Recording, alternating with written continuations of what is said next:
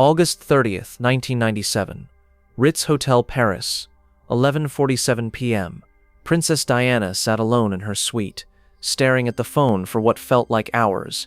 In less than 24 hours, she would be dead, but in this moment, she was consumed by an overwhelming need to have one final conversation with the man who had destroyed her life and stolen her happiness. Her hands trembled as she dialed the familiar number to Balmoral Castle, knowing that this would be the last time she would ever speak to Prince Charles. What happened during that 23-minute phone call would haunt Charles for the rest of his life. Diana didn't call to make peace. She called to deliver a final devastating truth that would shatter Charles's carefully constructed world and leave him questioning everything he thought he knew about love, duty, and the price of betrayal. But what Diana revealed in those final moments would prove prophetic in the most chilling way possible.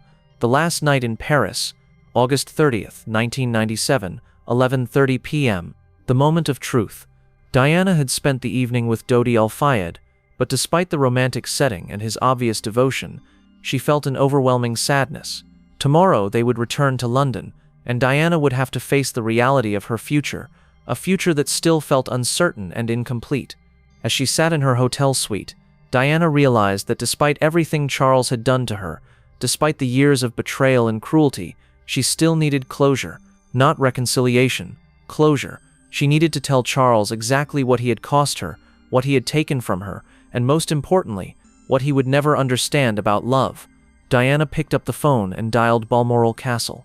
She knew Charles would be there with Camilla, enjoying their secret life while she remained the discarded wife. But she didn't care. This wasn't about pride anymore. It was about truth. The phone rang 3 times before Charles answered. "Diana, it's nearly midnight. What's wrong?" His voice was cautious, tinged with the weariness that had characterized all their conversations since the divorce. "Nothing's wrong, Charles. Everything's finally clear. Don't miss this devastating opening." What Diana said that immediately put Charles on edge. The calm before the storm. 11:48 p.m. Diana's unsettling peace. Charles sensed something different in Diana's voice, a calmness that was more unnerving than her usual emotion. "Diana, you sound strange. Have you been drinking?" "No, Charles. I'm completely sober. Probably the most sober I've been in years. What do you want? It's late, and Camilla is. I know Camilla is there. I don't care. This isn't about her. This is about us, about what we were supposed to be, and what you chose instead." Charles felt a familiar dread settling in his stomach. Diana's calm, measured tone was more frightening than her anger had ever been. "Diana, if this is about the past, Charles, the past is all we have. There is no future for us, no present worth discussing, just the past and what it teaches us about who we really are. I don't understand what you're trying to say." "I'm trying to say goodbye, Charles, really goodbye, not the legal goodbye of our divorce, not the public goodbye of our separate lives. I'm saying goodbye to the man I thought I married, to the love I thought we shared, to the family I thought we could be." Charles's unease was growing. "Diana, you're frightening me. What's brought this on?" Diana's laugh was soft but bitter.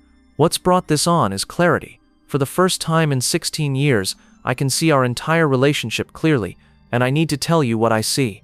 You won't believe what Diana revealed about their wedding day. The wedding day truth. 11:52 p.m. The bride's secret.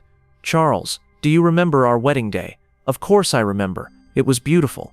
It was a lie, and I knew it was a lie even as I walked down that aisle." Charles felt his world beginning to shift. "What do you mean?" "I mean that 2 days before our wedding, I found the bracelet you gave Camilla, the Girl Friday bracelet. I knew you were in love with someone else when I married you." "Diana, that's ancient history." "No, Charles, that's the foundation of everything that came after. I walked down that aisle knowing I was marrying a man who loved another woman.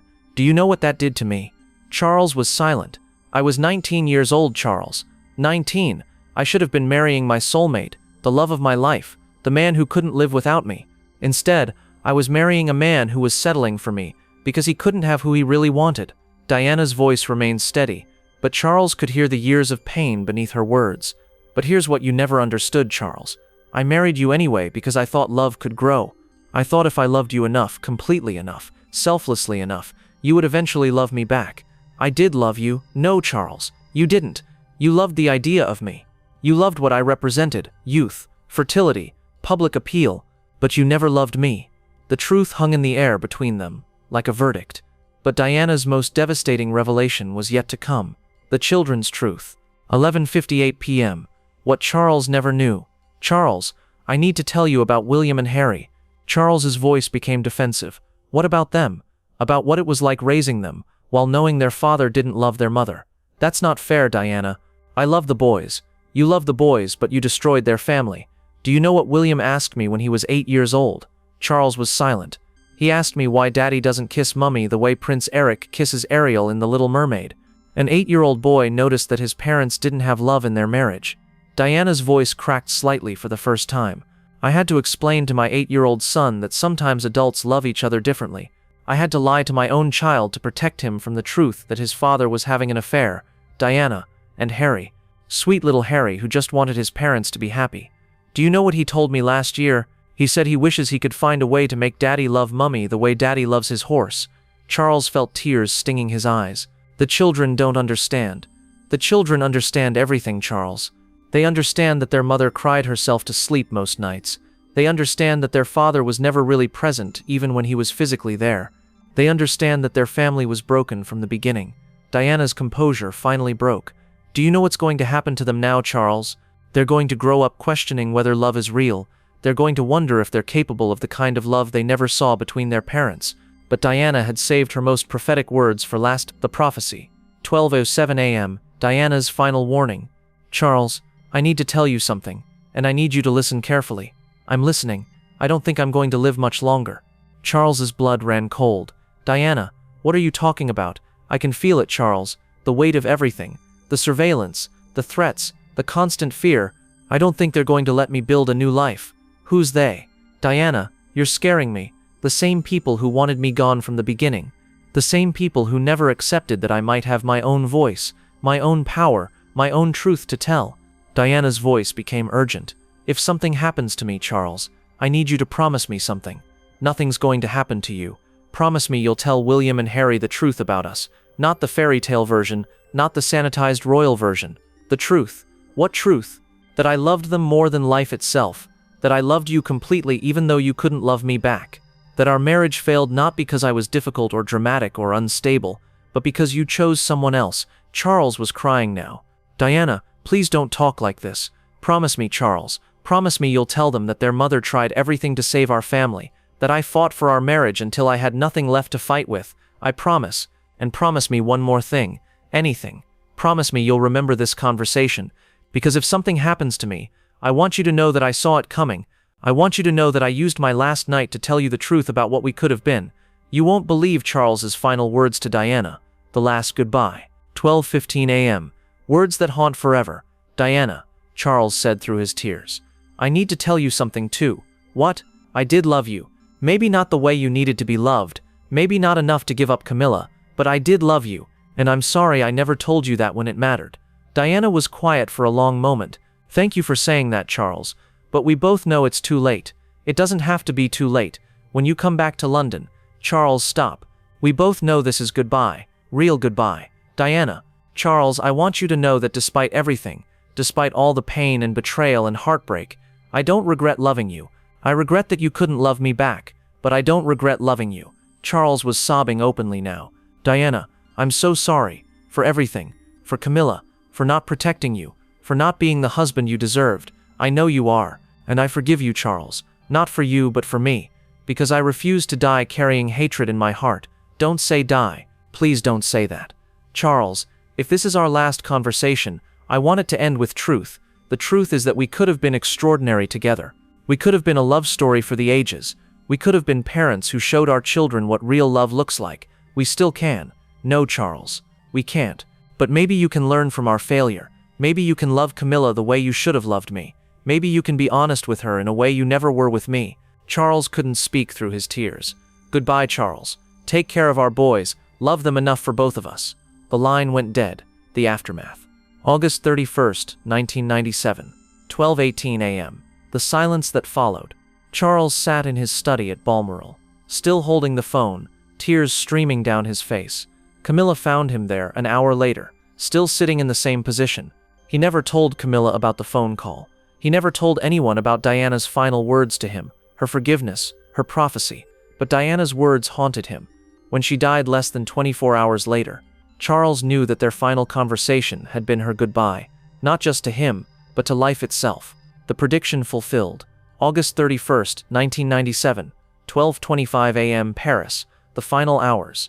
After ending her call with Charles, Diana sat in her hotel room, overcome with a sense of completion. She had said everything she needed to say, forgiven everything she needed to forgive. She had also made her peace with whatever was coming. Diana's phone call to Charles was her final act of love, not romantic love, but the love of someone who refuses to leave this world carrying bitterness. 23 hours later, she was dead. Charles would replay their conversation for the rest of his life, wondering if he could have said something different, something that might have changed what happened next. But Diana had known. In her final phone call, she had prepared them both for goodbye. The truth revealed.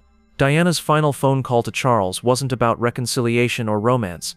It was about truth, forgiveness, and preparing for the end. Her prophetic words about not living much longer have led many to believe that Diana knew her life was in danger, and she used her final conversation with Charles to ensure that someone knew the truth about their relationship. The call also revealed Diana's extraordinary capacity for forgiveness, even towards someone who had caused her immense pain. Most importantly, it showed Diana's final transformation from victim to peacemaker, choosing to end her relationship with Charles on terms of truth and forgiveness rather than bitterness and regret. Charles's tears during that conversation proved that despite everything, some part of him had truly loved Diana, just not enough, and not soon enough, the haunting legacy. Today, Charles reportedly still becomes emotional when discussing Diana's final years. Those close to him say he never fully recovered from their last conversation, and the knowledge that she had forgiven him just hours before her death. Diana's final phone call achieved what years of arguments and public battles could not. It made Charles truly understand what he had lost and what they could have been together. Her last words to him, "Take care of our boys, love them enough for both of us," became Charles's guiding principle as a father. Sometimes the most powerful conversations are the final ones. Sometimes goodbye is the most important word you'll ever say. Diana's last battle wasn't fought with anger or bitterness, it was fought with truth, love, and forgiveness. And in that final phone call, Diana won,